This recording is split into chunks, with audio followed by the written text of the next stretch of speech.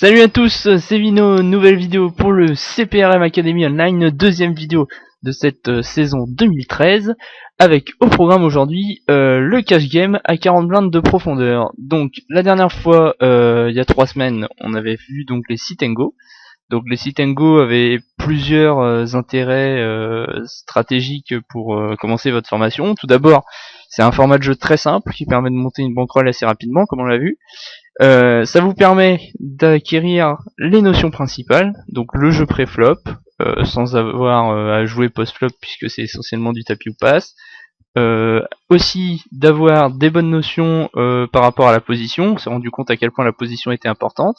La notion de profondeur aussi, on fait pas la même chose qu'on ait 100 blindes devant nous, qu'on en ait 10, qu'on en ait 5 ou qu'on en ait 15. Voilà, et donc maintenant, avec ce cours, on va commencer à voir le jeu post-flop, avec des décisions toujours simplifiées, mais on va commencer à voir le jeu post-flop donc.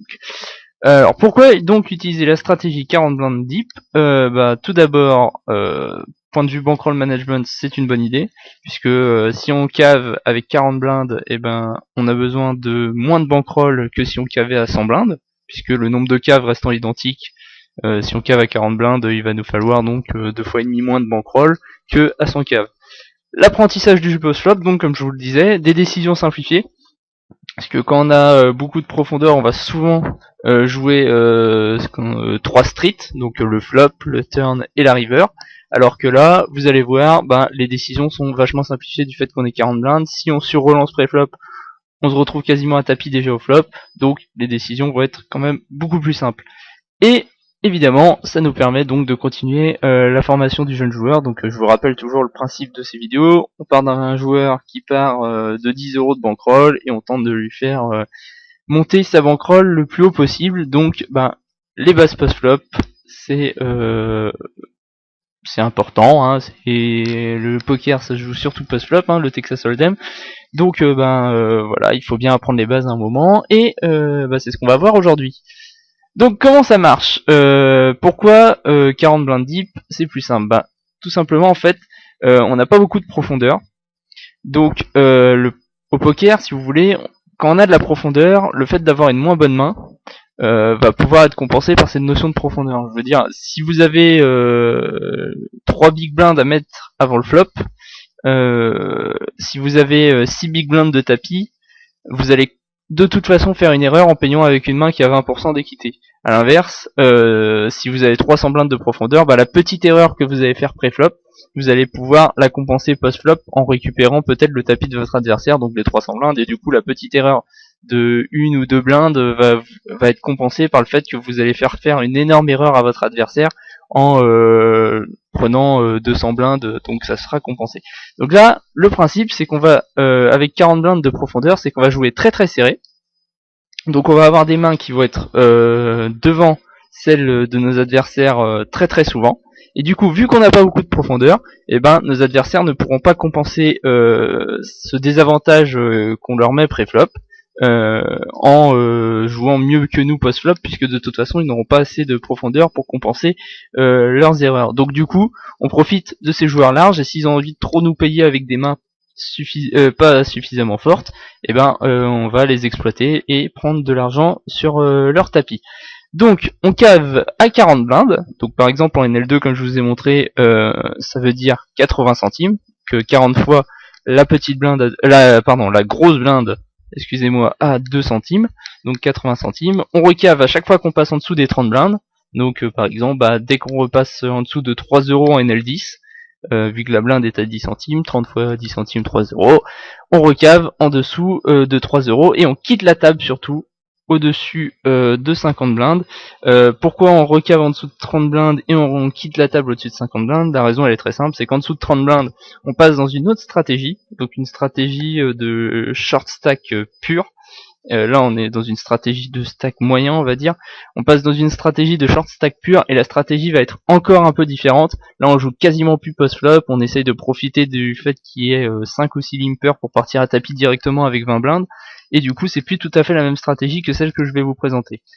A l'inverse, au-dessus de 50 blindes, le fait qu'on soit avec un plus petit tapis va être de moins en moins profitable pour nous, puisque les joueurs larges vont commencer à avoir suffisamment de profondeur pour exploiter pour exploiter même le fait qu'on joue que des mains premium, et du coup pourront utiliser cette profondeur contre nous. Donc le plus simple, c'est du cash game, on quitte la table dès qu'on a plus de 50 mains. Voilà.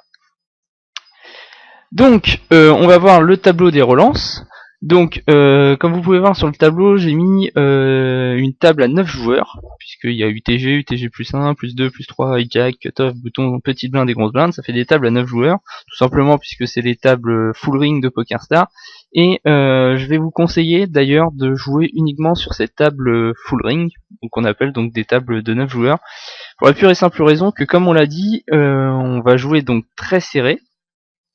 Et donc ce qui va nous faire perdre de l'argent, ça va être essentiellement les blindes. Donc si vous jouez à une table de 9 joueurs, les blindes reviennent moins vite que si vous jouez à une table de 6 joueurs, bien évidemment. Et du coup, la stratégie va être d'autant plus profitable sur les tables à 9 joueurs. Elle reste profitable sur les tables à 6 joueurs pour l'avoir testé ces derniers jours, mais elle est quand même déjà beaucoup moins profitable, et voilà, donc je vous conseille de rester sur les tables à 9 joueurs. Et autre chose dont j'ai pas parlé, dont c'est très important, vu que aujourd'hui il y aura pas de partie pratique en live, je vais juste vous montrer des mains que j'ai enregistrées moi-même, et donc vous pourrez pas voir ça, mais point très important donc, quand on rentre sur une table de cash game, on attend toujours d'être arrivé à la grosse blinde. Le principe il est très simple, encore une fois, on joue très serré, donc ce qui nous coûte de l'argent c'est encore une fois les blindes. Donc si on commence à mettre une blinde en milieu de position parce qu'on n'a pas envie d'attendre la grosse blinde, une blinde plus une blinde plus une blinde plus une blinde, c'est quelque chose qui va vous faire perdre énormément d'argent, et du coup c'est tant pis pour vous, j'ai envie de vous dire. Donc il faut mieux attendre que la grosse blinde arrive à nous, plutôt que de payer ce qu'on appelle le droit de siège pour commencer à jouer tout de suite parce qu'on est impatient. Là, de la patience, il va vous en falloir de toute façon, donc attendez 3-4 mains supplémentaires pour rentrer de grosses blindes et ne pas avoir une big blinde supplémentaire à payer. Voilà. Donc le tableau des relances, donc en fonction des positions, un petit peu comme on avait vu en sit and go. Voilà, donc la relance que je préconise, c'est de faire 3 big blindes, plus une big blind par joueur qui a limpé, donc joueur qui paye juste la grosse blinde, donc chose à ne strictement pas faire puisque on est très exploitable en le faisant. Donc une big blind par limper, et je rajouterai même, je l'ai pas mis sur le diaporama, mais une big blind si vous êtes hors de position, puisque quand on est hors de position, c'est plus difficile de jouer le coup, vous l'aurez compris, et donc quitte à jouer hors de position, autant faire payer notre adversaire un peu plus. Voilà. Donc les mains avec lesquelles on va relancer, donc dans les deux premières positions à une table de 9, ça va être très très serré, hein, paire de 10 ou mieux, as dame ou mieux, ou as valet suité. Donc ça fait paire de 10, paire de valet, paire de dame, paire de roi, paire d'as, as dame, as roi, et as valet assorti. Donc ça fait très peu de mains, hein, mais donc on a vu qu'on allait jouer très serré, et en cas de surrelance, on part à tapis avec paire de dame ou mieux. Donc c'est à dire que as roi on jette. La raison elle est très simple, c'est que même aux plus basses limites, certains joueurs ont très bien compris comment ça fonctionnait. Ils vont comprendre que vous relancez de façon très serrée, et même as roi va se retrouver parfois non favori face à une surrelance, donc puisque les joueurs vont surrelancer que paire de dame ou mieux, donc on pourrait même des fois jeter paire de dame, mais bon, on va peut-être pas non plus imaginer que les joueurs sont des pros à ces limites là, donc voilà, partez à tapis avec paire de dame ou mieux, faites-moi confiance, ce sera amplement suffisant. En milieu de position, donc les trois positions suivantes, UTG plus 2, UTG plus 3 et au hijack, on relance avec paire de 8 ou mieux, as valet ou mieux, ou as 10 assorti, donc on élargit un petit peu notre range, hein, on se retrouve plus proche du bouton, donc ça va nous permettre de jouer un peu plus large. Et là en cas de surrelance, on part à tapis avec paire de dame plus ou as roi. Et enfin dans les dernières positions et dans les blindes, cut-off bouton et donc dans les blindes, on relance avec paire de 7 ou mieux, as 10 ou mieux et roi dame. Et en cas de surrelance, on part à tapis avec paire de valet ou as roi. Donc comme vous pouvez le voir, ça fait très serré. Au bouton, ça veut dire qu'on va relancer que environ 10% des mains. Donc c'est très très serré, vous comprenez que jouer à une table full ring et attendre que la grosse blinde arrive à nous pour jouer, c'est très très important. Donc ça, c'est le tableau des relances, c'est dans le cas où il n'y a pas eu de relance avant nous. Mais dans le cas où il y a eu une relance avant nous, qu'est-ce qu'on fait? Eh ben, on va commencer déjà par établir une règle, c'est qu'on ne va jamais payer la relance. Il y a deux raisons. La première, elle est écrite, c'est qu'on n'a déjà pas assez d'expérience pour jouer sans l'initiative pré-flop. Jouer un coup en attaquant est quand même beaucoup plus simple que jouer un coup en défendant. Donc pour l'instant, vous commencez à jouer post-flop, donc payer va être très compliqué pour vous et c'est quelque chose qui risque de vous faire perdre un peu d'argent. Donc quoi qu'il arrive, on ne va jamais payer la relance adverse. La deuxième raison, elle est dans la profondeur. C'est que jouer avec 40 blindes de profondeur, je suis même pas sûr que en cash game face à des relances à 3 ou 4 big blinds, je suis même pas sûr que défendre soit l'une des meilleures options. Pour le coup, ça va, la profondeur fait que, quand on paye, normalement, c'est que déjà, on a une main qui ne mérite pas la relance, a priori. Donc, on a des mains plus faibles que nos adversaires. On va se retrouver avec pas beaucoup de profondeur pour contrer ça, et en plus, on n'a pas assez d'expérience, donc c'est quelque chose qui va vous faire perdre un peu d'argent, donc on évite le call à tout prix. L'autre option, c'est la surrelance, donc le 3 bet. Et donc pour 3 BT, on va surrelancer donc à la valeur que j'ai mis 3 fois la dernière relance, plus le reste de l'argent mort, et plus une blinde toujours si on est hors de position. Donc qu'est-ce que ça veut dire? On va avoir deux petits exemples. Donc premier exemple, le joueur dans les premières positions la relance à 6 centimes. Donc nous sommes au bouton avec une main que nous souhaitons sur-relancer. Et ben on va faire 3 fois sa relance. Donc 3 fois 6 centimes, ça fait 18 centimes. Autre exemple un peu plus compliqué, si jamais là on est au bouton, on est de grosses blindes pardon, avec une main qui mérite une sur-relance, et ben nous avons le joueur ici qui a relancé à 6 centimes, payé une fois ici, et on n'oublie pas le limper, ce qui va nous faire donc 3 fois la dernière relance, donc 3 fois 6 centimes, plus les 6 centimes de call, plus les 2 centimes du joueur qui a limpé, plus les 2 centimes parce qu'on est hors de position, ça nous fait donc 28 centimes pour la surrelance. Voilà. Donc avec calmant on va surrelancer, donc attention, il y a un tableau pour ces mains là, mais ce coup-ci ce n'est pas notre position qui compte, c'est la position du relanceur. La raison elle est très simple, vous avez bien vu vous-même que vous ne relancez pas avec les mêmes mains que vous soyez UTG ou au bouton. Vos adversaires non plus, plus ils vont être dans les premières positions, plus ils sont censés être serrés, plus ils vont être dans les dernières positions et plus ils vont être larges. Du coup les mains avec lesquelles on va pouvoir les surrelancer ne vont pas être les mêmes. Donc là c'est la position du relanceur qui est importante et non pas la position à laquelle vous êtes. Voilà. Donc dans les premières positions, on va surrelancer face à un relanceur dans les premières positions, on va surrelancer uniquement avec paire de dames ou plus. Et s'il part à tapis, on paye avec toutes ses mains. A l'inverse, en milieu de position, on va pouvoir relancer un peu plus large, donc face à un relanceur en milieu de position, pardon, on va pouvoir relancer un peu plus large, donc avec paire de 9 ou mieux, as valet ou mieux et as 10 assorti. Par contre, en cas de tapis de notre adversaire, on paye uniquement avec paire de dame ou mieux ou as roi. La raison est très simple, hein, paire de valet, paire de 10, paire de 9, as valet, as dame et as 10 assorti ne sont pas suffisamment fortes face au range de votre adversaire, et payer va vous faire perdre de l'argent, donc partez à tapis uniquement avec paire de dame ou mieux ou as roi. Et dans les dernières positions, on va voir on relance pardon avec paire de 8 ou mieux ou as 10 ou mieux, et on part à tapis avec paire de valet ou as roi. Et dans le cas où il y a eu plusieurs relances avant nous, c'est-à-dire par exemple un joueur relance et un autre sur-relance, vous ne partez à tapis uniquement qu'avec paire de das, pardon, n'importe quoi, moi, paire d'as plutôt, et paire de roi, voilà. Deuxième chose que l'on va voir et qui est très importante dans ce cours, deuxième nouveauté entre guillemets, c'est les situations de style ou de vol de blindes. Donc pourquoi est-ce qu'on vole les blindes? Si vous vous rappelez la vidéo sur le bankroll management, nos gains en cash game vont être très faibles, hein. Même pour un très bon joueur, on se retrouve avec un taux de gain qui va être environ de 10 big blinds au 100.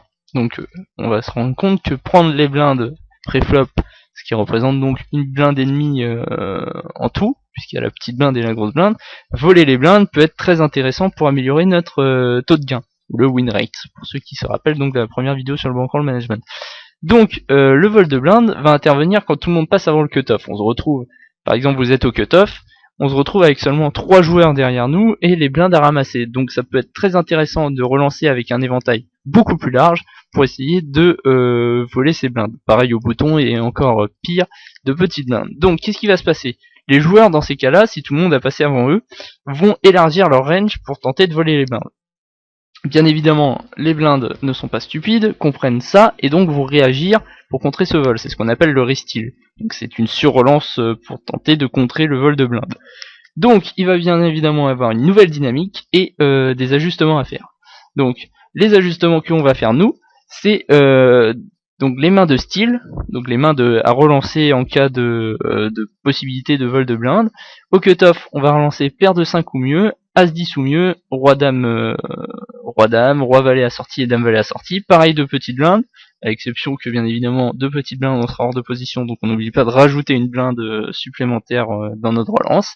Et au bouton, on va même se faire plaisir, toutes les pocket paires, donc paire de 2 ou mieux, tous les As assortis, donc As-2 assorti, As-3 assorti, et ainsi de suite. Et toutes les Broadway, donc les Broadway, je rappelle, 2 cartes au-dessus du 10. En cas de vol, on va resteal avec les mains suivantes, paire de 8 ou mieux, As-Valet ou mieux, vous pouvez même rajouter As-10 à mon avis, sans souci, dans ces cas-là. Et les mains avec lesquelles partir à tapis, là c'est comme dans les situations de relance en position tardive, sauf que on va rajouter paire de 10, donc paire de 10 ou mieux ou As-Roi. Donc je me rends compte que là il y a 3 tableaux à retenir. Ce que je vous conseille de faire, c'est de reprendre la vidéo quand elle sera finie, la reprendre vite fait en arrière, prendre une petite feuille à côté de vous. Moi c'est ce que j'ai fait puisque ça faisait très longtemps que j'avais pas joué cette entre guillemets variante, donc je joue en cash game avec 40 blindes. Je me suis fait une petite feuille à côté de moi avec tous les tableaux, et quand je suis en train de jouer, si j'ai un doute, je la regarde vite fait, et ça me permet de savoir si je dois relancer ou pas, si je pense que c'est un peu trop large ou pas, donc voilà. N'hésitez pas à faire ça, et n'hésitez pas, encore une fois, je rappelle, le forum est fait pour ça, les commentaires de la vidéo c'est fait pour ça aussi, donc n'hésitez pas à poser vos questions si vous avez des remarques ou si vous avez des choses qui vous tracassent. Dernière chose, et là on arrive dans le jeu post-flop, donc on va apprendre maintenant à jouer post-flop, enfin en tout cas voir les premières bases. Donc aux plus basses limites, puisque c'est quand même là qu'on commence, je rappelle, les joueurs vont avoir tendance à payer beaucoup. Donc je rappelle au poker les deux seules raisons de miser, c'est soit on mise pour valoriser notre main, donc soit on mise pour essayer de se faire payer par une main moins forte, donc essayer de prendre de l'argent en se faisant payer par une main moins forte, soit la deuxième raison c'est pour bluffer, et c'est pour tenter de faire passer une main meilleure que la nôtre, et donc récupérer l'argent du pot avec la main moins forte. Donc il y a deux possibilités de miser. La mise pour info n'existe pas, je rappelle, soit on mise pour bluff, soit on mise pour valoriser notre main, c'est les deux seules choses qui font gagner de l'argent. On peut avoir des informations via ces deux types de mise, mais ce n'est en aucun cas pour ça qu'on effectue la mise à la base. Voilà. Donc comme je vous le disais, les joueurs à ces limites ont tendance à ne jamais passer une main, c'est-à-dire qu'ils vont payer avec tout leur tirage, ils vont payer s'ils ont troisième paire au tableau, ils vont payer s'ils ont un tirage quinte ventral, s'ils ont deux overcards, donc déjà, il y a peu de chances de leur faire passer une main meilleure que la nôtre. Donc, dans ce cas, si on ne peut plus miser en bluff, on va miser pour valoriser, valoriser, valoriser, ou value, value, value, comme j'ai noté. Le seul bluff qu'on va effectuer, c'est ce qu'on appelle le continuation bet. Donc le continuation bet, pour faire une petite histoire rapide, c'est Doug Brunson qui en avait parlé dans son livre en Super System en 1975, c'est quelque chose qui permettait d'être gagnant dans les années 80, 90, 2000. Si on faisait 100% de continuation bet, les joueurs passaient en fait tout le temps. La raison est très simple, c'est que quand vous avez par exemple As-Roi, vous n'avez qu'une chance sur 3 de toucher votre flop, c'est-à-dire de trouver un As ou un Roi. Donc à partir de là, ça veut dire que 2 fois sur 3 vous n'avez pas touché le flop. Je vous laisse imaginer, si à chaque fois que vous ne touchez pas le flop vous passez, vous allez gagner beaucoup d'argent en faisant un continuation bet. Voilà. Donc on va effectuer le continuation bet dans tous les cas, sauf si le flop présente de nombreux tirages, donc je vous ai mis quelques exemples de flop, hein, un flop 4, 5, 6 par exemple, un flop avec 3 cœurs, as de cœur, 6 de cœur ou 9 de cœur, ou un flop qui combine un peu les deux, dame valet de cœur, 8 de pique. Donc si le flop présente de nombreux tirages, on ne fait pas continuation bet, et si on a plusieurs adversaires, alors là on n'effectue pas de continuation bet même sur les tableaux les plus secs. Si on se retrouve dans l'un de ces deux cas, on effectue un continuation bet uniquement si on a top pair, donc pour valoriser notre main, et ou si on a un tirage de plus de 8 outs. Donc je vous rappelle, des outs, hein, c'est les cartes qui permettent d'améliorer vos mains. En gros, tous les tirages, sauf le tirage quinte ventral et le tirage 2 overcard par exemple. Donc ça fait les tirages quinte, les tirages couleurs, les tirages 2 overcard plus tirage couleur, enfin. Vous verrez de vous-même de toute façon, il suffit de compter les outs, si vous en avez plus de 8, vous effectuez quand même un continuation bet. Arrivé à la turn, on mise top pair ou mieux, donc top pair, over pair, 2 paires et ainsi de suite, et les tirages monstres, donc les tirages avec plus de 15 outs. On arrête de bluffer avec, enfin de semi-bluffer, puisque c'est un bluff qui peut se transformer en main énorme, donc avec nos tirages quinte et nos tirages couleurs. Et river, on mise uniquement avec top pair, hein, ça sert plus de miser avec top pair ou mieux, et ça ne sert plus à rien de miser avec nos tirages monstres, puisqu'il n'y a plus de cartes à venir. Et on check tout le reste. En cas de mise ou de relance adverse, on part à tapis avec au flop et à la turn, over pair ou mieux et les tirages monstres, puisque les tirages monstres, faut savoir, au flop, si vous avez 15 outs, vous êtes favori à 55%, hein, donc c'est quelque chose qui va vous rapporter de l'argent, et avec over pair ou mieux, puisque vous serez très souvent devant, et arrivé river, on rajoute top pair. La raison est très simple, c'est que vu que vous jouez avec 40 blindes de profondeur, bah, si vous avez top pair arrivé à la river et que votre adversaire relance, généralement vous allez quand même être devant, puisque enfin vous n'allez plus pouvoir passer puisque vous serez ce qu'on appelle comité au pot. Voilà. Donc maintenant on va passer à la partie pratique de cette vidéo. Donc pour ça je vais fermer le PowerPoint et je vais ouvrir le replayer. Donc j'ai sélectionné 13 mains qu'on va voir maintenant, donc avec certaines, avec chacune un intérêt stratégique bien différent. Donc on commence tout de suite. On a paire de 3 ici, donc on a un limper ici, un deuxième limper. Donc qu'est-ce qu'on fait ici? Paire de 3, on n'est pas dans une situation de style puisqu'on a eu des limpers, et paire de 3, je vous rappelle, ce n'est pas suffisamment fort pour aller relancer. Donc on check notre grosse blinde, on check à nouveau au flop puisqu'on n'a pas overland, et face à une mise on passe. Voilà. Donc première main assez simple, hein, paire de 3, on check, on trouve rien, on fold. Voilà. Deuxième main, donc cette coup-ci on a as valet, une main très très forte, enfin une main forte. Face à 3 limpers, on a as valet, qu'est-ce qu'on fait? Ben as valet suffisamment fort pour relancer, on relance, donc 3 limpers, plus nos 3 grosses blindes, plus une blinde, puisqu'on est hors de position, ça nous fait une relance à cette big blind, donc 14 centimes. Et on est payé une fois, donc on arrive au flop, flop sec, hein, donc c'est l'inverse d'un flop à tirage, flop très sec. Donc qu'est-ce qu'on fait? On effectue un continuation bet. Alors j'ai pas parlé de ce qu'on appelle du sizing, donc la valeur à laquelle miser votre continuation bet. Donc sur les flops les plus secs, enfin pour toutes les mises post-flop en fait, c'est pas que uniquement pour le continuation bet.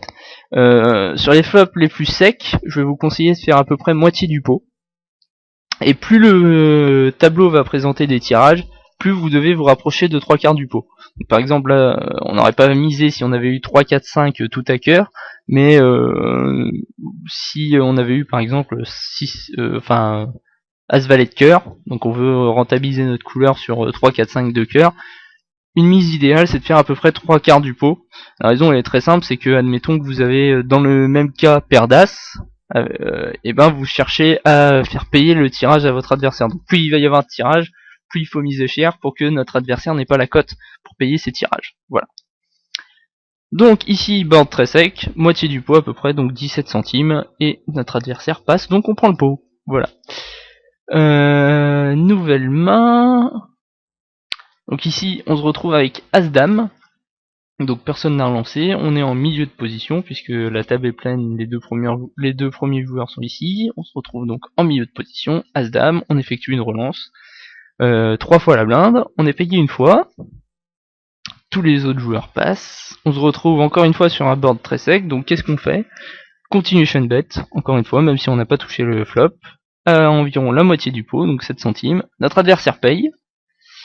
Donc à partir de là, nous n'avons ni top pair, ni un tirage monstre, donc on va checker. Notre adversaire mise, encore une fois, on n'a pas overpair ou mieux, donc on passe. Voilà. Tout simplement. Pas très compliqué, hein, comme vous pouvez le voir. Nouvelle main, donc ce coup-ci on a paire d'as. Paire d'as, donc relance à 6 centimes, hein, encore une fois. Que notre main justifie une relance quand même, hein, on a quand même les nuts pré-flop. On est payé encore une fois, tout le monde passe. Donc ici, on effectue un continuation bet puisqu'on a overpair, hein, donc considéré comme un monstre. On effectue notre continuation bet, notre adversaire paye. Turn, dame, donc qui change pas grand chose pour notre main, on a toujours overpair. Donc on continue de miser, le tableau présente pas énormément de tirages, donc on peut faire environ moitié du pot, 16 centimes. Notre adversaire paye à nouveau. River 7, on a toujours overpair. Là, ah oui, j'avais oublié de vous parler de ça. Donc là, sur la mise précédente, on peut voir, donc je mise 16 centimes avec 30 centimes derrière. Donc on va rentrer dans ce qu'on appelle la notion d'être comité au pot. Donc, vous avez peut-être déjà entendu ça si vous jouez régulièrement au poker. Qu'est-ce que ça signifie être comité au pot?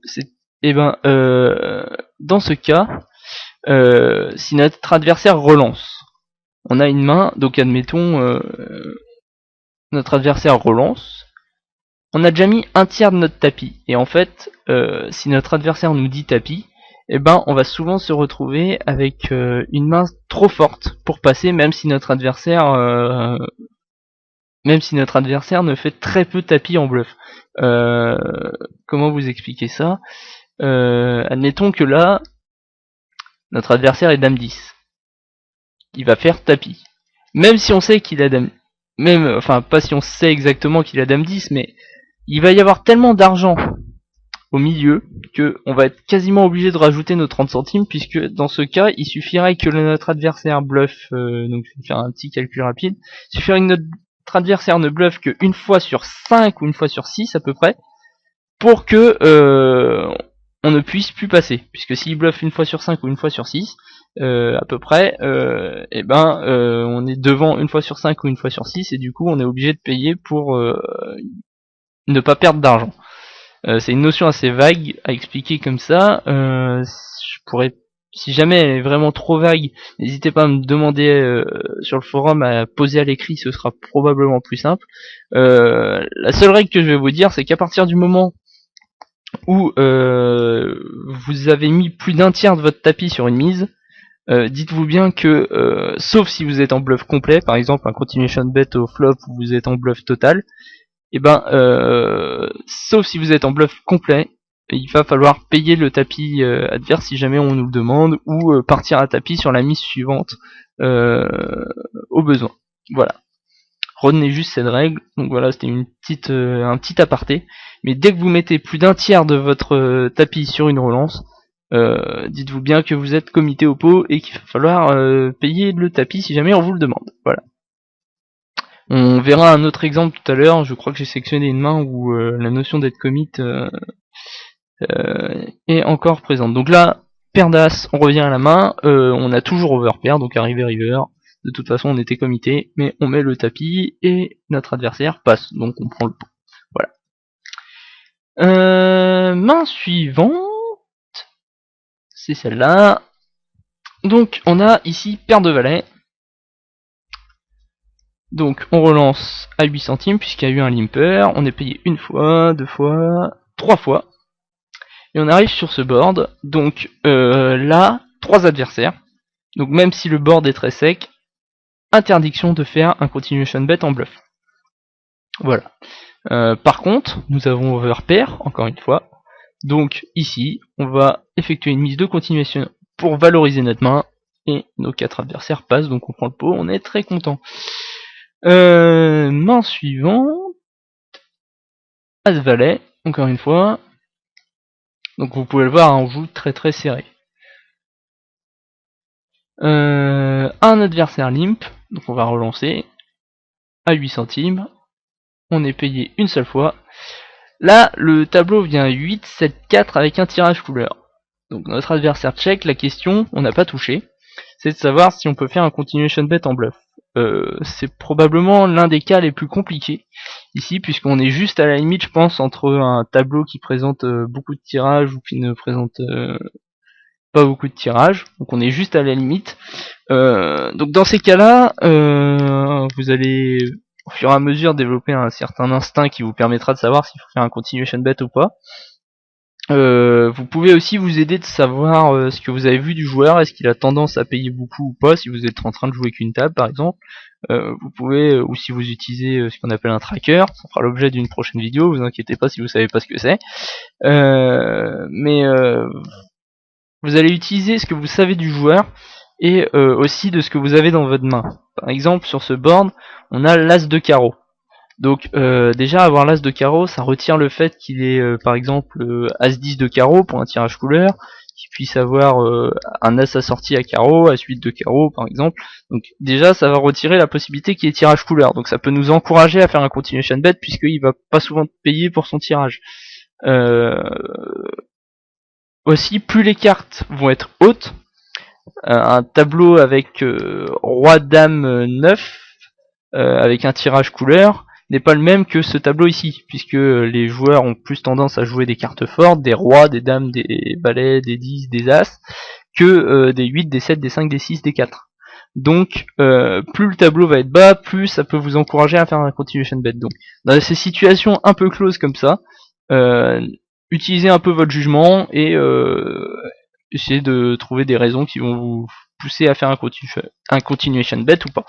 Dans ce cas, moi j'ai choisi de faire le continuation bet, notre adversaire a passé. Voilà. Donc c'était un petit exemple pour vous montrer qu'il n'y a pas non plus de règle fixe et que ça va être aussi un petit peu votre jugement qui va vous permettre de savoir s'il faut faire un continuation bet ou pas. Nouvel exemple, donc ici on a un As-Roi. Un adversaire relance au bouton, donc dans ce cas on est dans une situation de style. On a As-Roi, on va effectuer ce qu'on appelle un re-steal, puisque on a une main suffisamment forte pour effectuer un re-steal. Donc, comme je vous l'ai dit, 3 fois la dernière relance, donc 18 centimes, plus une big blind, puisqu'on est en deux positions, ça fait 20 centimes, et notre adversaire passe. Voilà. Autre exemple de 3 bêtes, donc ici, un joueur relance en milieu de position, 4 centimes, donc comme on a pu le voir face à un joueur qui relance en milieu de position, As-Dame vaut un 3 bêtes, donc on surrelance à 3 fois la dernière relance, donc 12 centimes. Les blindes passent et le joueur qui avait relancé paye. On se retrouve sur un tableau assez sec. Notre adversaire check, on effectue une mise de continuation, continuation bet, environ la moitié du pot, et notre adversaire passe. Voilà. Donc le 3 bet ne change pas votre façon de jouer post-flop. Voilà. Si le tableau est sec, on effectue une mise de continuation, comme d'habitude. Voilà. Main suivante, pardon j'ai été un peu vite. Un autre As-Roi. Donc là on a plusieurs joueurs qui limp. Le joueur ici relance à 8 centimes, donc on a As-Roi, une main qui justifie. Donc c'est pas une situation de style ici, on a un joueur qui a limpé, donc, mais c'est un joueur qui relance en position tardive, donc dans les blindes. Donc on va le surrelancer, donc 3 fois ça relance plus une big blind, 26 centimes, le joueur qui a limpé passe, et notre adversaire paye. Ici on se retrouve, donc comme vous avez peut-être pu le remarquer, on a fait 26 centimes avec 54 centimes derrière, donc on est comité, encore une fois, donc comme je vous l'ai dit, peu importe si notre adversaire check, de toute façon on allait effectuer un continuation bet en bluff vu qu'on est en heads up, et que le tableau ne présente pas beaucoup de tirages, mais en plus, si jamais par exemple on avait eu, je sais pas, paire de 9, on avait une vraie main, donc de toute façon on était comité au pot. Donc ici on effectue tapis, on se fait payer par paire de dames, et malheureusement, pas de miracle pour nous sauver. Donc là vous pouvez vous dire, ouais mais vu le tableau, j'aurais peut-être pas dû effectuer mon tapis, puisque de toute façon il va jamais passer. Vous n'auriez pas spécialement tort, hein, je suis pas sûr que de faire tapis avec As-Roi sur cette main-là, sur ce tableau-là est très justifié, mais je vous encourage quand même à le faire, pour le moment, hein, plus tard quand vous aurez un peu plus d'expérience, vous saurez reconnaître ces situations où il faut éviter de faire tapis, il faudrait mieux checker, mais il peut très bien, par exemple, exemple tout bête, surtout à ces limites-là, il peut très bien payer avec, par exemple, hop, pardon, hop là, je reviens à la river. Donc il peut très bien par exemple payer avec 6 et 7 de cœur, et là vous vous retrouvez en 50-50 sur le flop puis qui ne passera pas. Et autre exemple, admettons un flop dame 5-2 à la place de celui-ci, et que votre adversaire est paire de valet. Et ben votre as-roi va peut-être faire passer la paire de valet du fait qu'il est paire de la dame. Donc c'est pas forcément extrêmement bien joué, mais de prendre l'habitude et de vous forcer à faire ce continuation bet en bluff, pour plus tard, ça vous aidera, et pour l'instant il faut mieux le faire, vous, à mon avis vous gagnerez plus d'argent à le faire plutôt qu'à checker et avoir peur que votre adversaire ait sous-joué une main. Voilà. Je sais pas si ça a été très clair, encore une fois, hein, je fais, je fais la revue de ces mains un peu rapidement. Si jamais quelque chose n'est pas clair, notez la main, et puis n'hésitez pas à m'interpeller sur le forum. Nouvelle main, et haute situation de 3 bêtes, si je dis pas de bêtises, on a paire de valet, donc c'est relancé à 4 centimes ici, c'est payé une fois, donc paire de valet face à un relanceur en milieu de position, c'est un 3 bêtes, on se relance avec paire de valet, et on a un adversaire qui paye.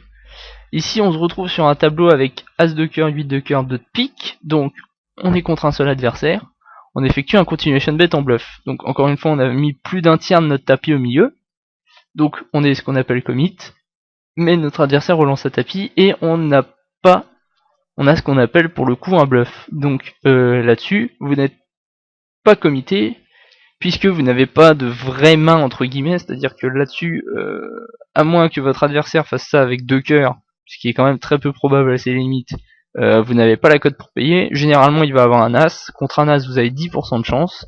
Donc, vous n'avez pas la cote pour payer, donc on passe. Et on garde nos 33 centimes derrière. Voilà. N'hésitez pas à discuter, hein, je me rends compte que là, peut-être que paire de valet pouvait être bon. Donc si certains joueurs techniciens veulent donner leur avis sur cette main sur le forum, c'est le bienvenu, hein. Est-ce qu'on était comité ou pas? Personnellement, je pense que surtout en NL2, un joueur ne fait pas ça avec moins qu'un as, donc 10%, on a 10% d'équité contre un as, à mon avis, c'est un fold tous les jours. Voilà. Autre main, autre situation, donc là on sort des 3 bêtes, et on va voir la situation de ce qu'on appelle le free play. Donc le free play, qu'est-ce que c'est? Eh ben on est de grosse blinde, on a un adversaire donc qui n'a pas attendu la grosse blinde et qui a mis 2 centimes pour payer son droit de siège et pour jouer. On a 4 limpers, et donc on se retrouve de grosses blindes avec dame 9. Donc on va devoir jouer post-flop alors qu'on n'en avait pas envie.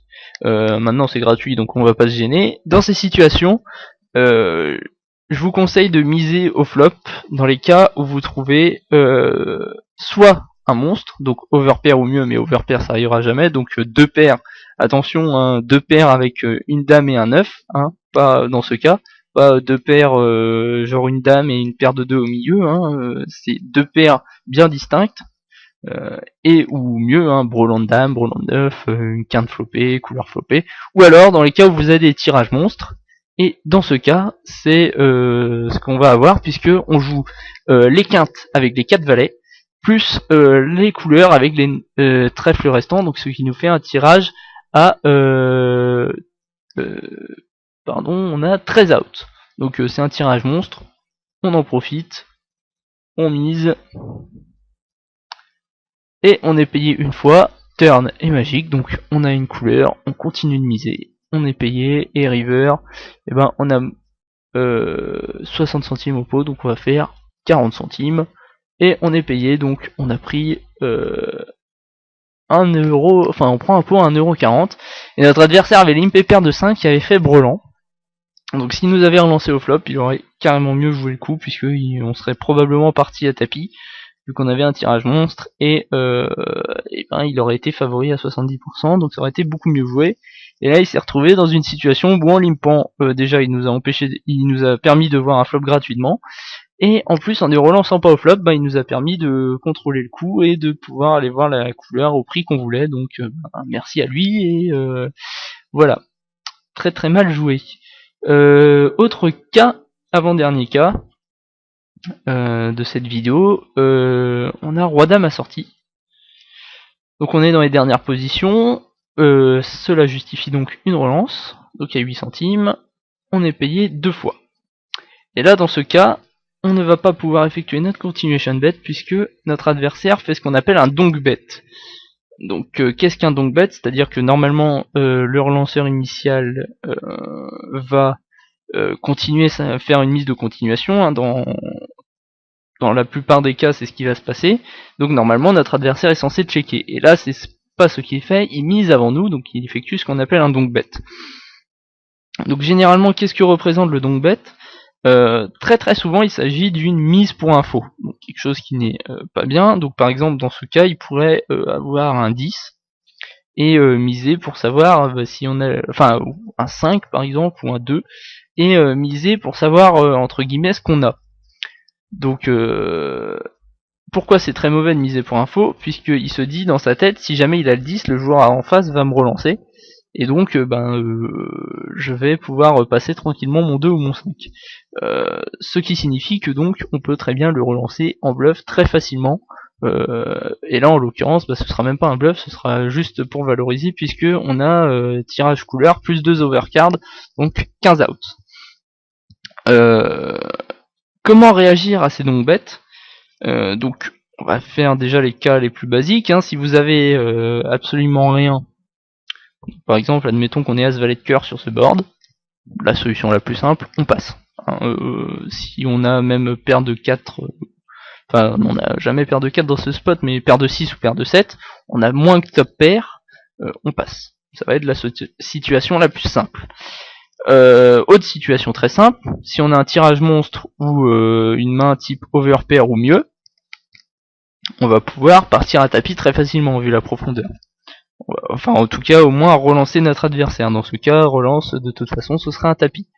Donc dans ces cas-là, ça va être très simple aussi. La situation la plus compliquée va être quand on a top pair. Par exemple, imaginons dans ce spot, on a as-10.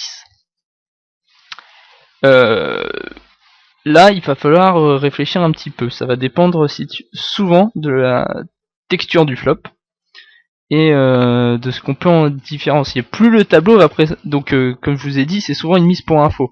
Donc soit avec une paire de 2, paire de 5, soit avec un tirage aussi, généralement.